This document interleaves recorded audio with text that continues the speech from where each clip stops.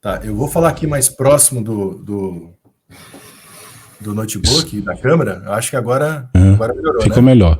Uhum. Tá. Então, Deus sempre escolheu as pessoas simples, né? Você pode ver que tem a humildade, né? A importância de uma pessoa ser humilde para ser tocada por Deus. Hoje eu fui no Santo Terço lá na Igreja da Obediência e eu procuro, né?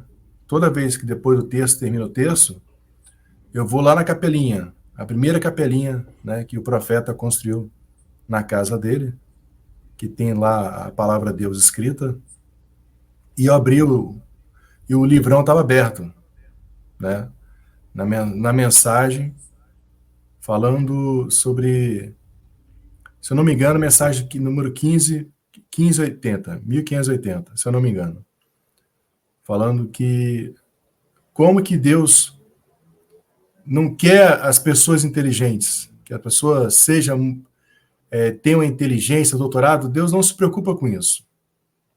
Deus, ele quer obediência. O que Deus quer no ser humano é obediência.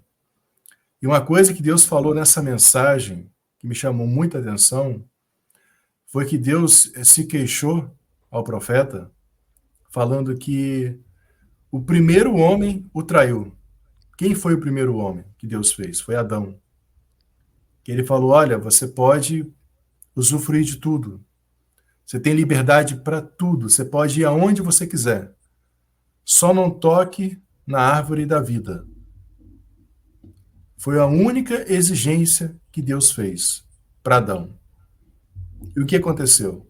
Adão foi lá e desobedeceu a Deus. E Deus fala que isso é uma traição. Você desobedecer a Deus é uma traição, tá? Pega essa visão. Eu estou lendo aqui o livro. Deixa eu ver se vai dar para ver aqui, ó. Eu estou lendo esse livrinho aqui, tá? Que se chama Tratado da Conformidade com a Vontade de Deus. Quem escreveu esse livro foi o Santo Afonso de Ligório. Ele, ele dá diversos depoimentos aqui de como que a gente tem que entender na nossa vida que está tudo sob o controle de Deus. Tudo, né? Basta a gente ser dócil, basta a gente ser humilde, basta a gente querer agradar a Deus. Não adianta a pessoa querer rezar se ela está de má vontade, se ela está brigada com um amigo, se ela está de cara feia com o próximo, se ela está guardando rancor. Isso não adianta, gente. Não adianta.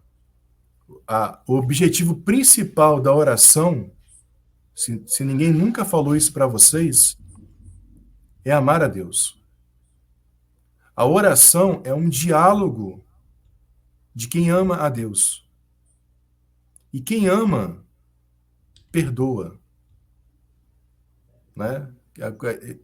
O marido briga com a esposa, mas logo no fim do dia ele perdoa a esposa e vice-versa. Né? Ao longo do dia tem uma discussãozinha, pá, mas depois vai lá e perdoa. Por quê? Porque eles se amam. A oração é você que quer amar a Deus. Quem ama quer estar sempre em contato. Guardem isso. Quem ama quer estar sempre dialogando com seu amado. Quem é o principal amado na oração? Não é Jesus, Nossa Senhora, os santos e os anjos? Nós estamos conversando com o céu. Deus nos deu essa permissão, né, através do Santo Terço, de a gente honrar Maria Santíssima, né, da gente venerar a Mãe de Deus, para que ela interceda. Mas Nossa Senhora, ela percebe, né, Deus deu essa graça para ela. As pessoas que a amam verdadeiramente. Então, a pessoa, para fazer uma boa oração, tem que fazer de coração. Tem que vir do fundo do seu coração, para você estar. Não importa as pessoas que estão do seu lado. Não importa. Não importa se tem barulho, se tem gente.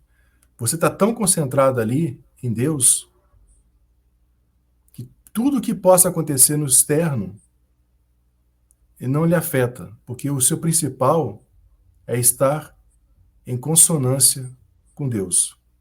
Guardem isso, tá? Sobre esse livro, é um livrinho bem fininho, tá? Bem fininho.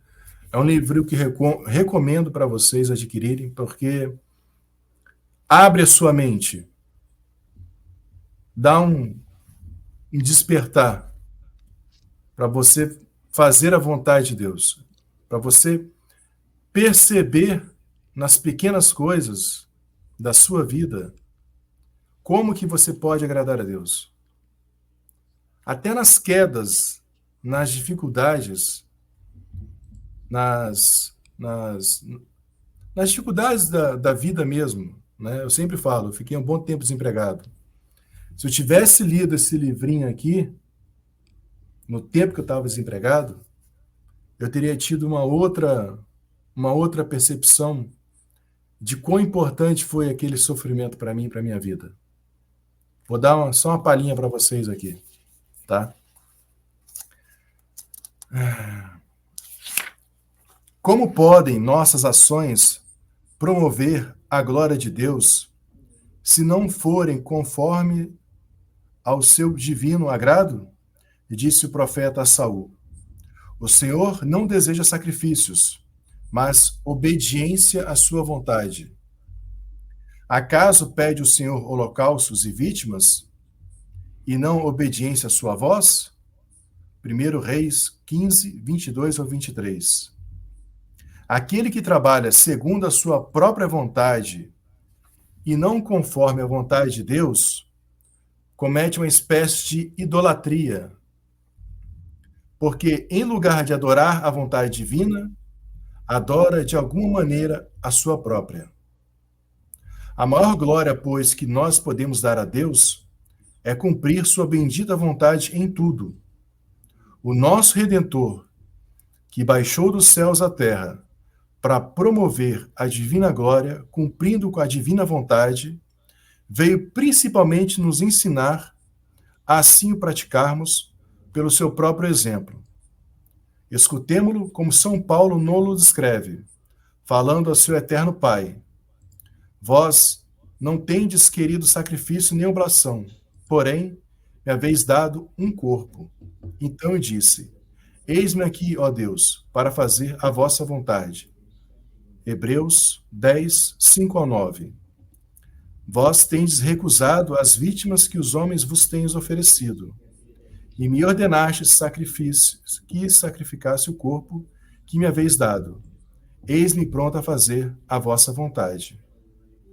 Ou seja, não importasse o que acontecesse com São Paulo ao seu corpo, desde que fosse conforme a vontade de Deus. Gente, não tem coisa mais importante nessa vida do que obedecer a Deus. É o único meio para você alcançar a salvação eterna, é obedecendo a Deus. E o que Deus nos deu? Né? Os caminhos para a gente obedecer a Deus. Ele deu a sua igreja, através dos sacramentos da igreja. Né? O batismo, a comunhão, o matrimônio, a crisma. Então, Deus percebendo que a sua igreja, no fim dos tempos, iria se perder, não a instituição da igreja, mas sim os homens que a governem, né? Como está lá no Vaticano. Uhum. Então, Deus Verdade. percebendo isso, o que ele fez? Deus, na sua infinita misericórdia, escolheu um homem simples, que chamou para ser profeta, Bento da Conceição. Olha a misericórdia de Deus. Nós já tínhamos a Sagrada Escritura, nós já tínhamos o Catecismo da Igreja Católica, né? Era para estar todo mundo fazendo a vontade de Deus. Mas não. Por causa dos maus sacerdotes, a igreja foi se perdendo.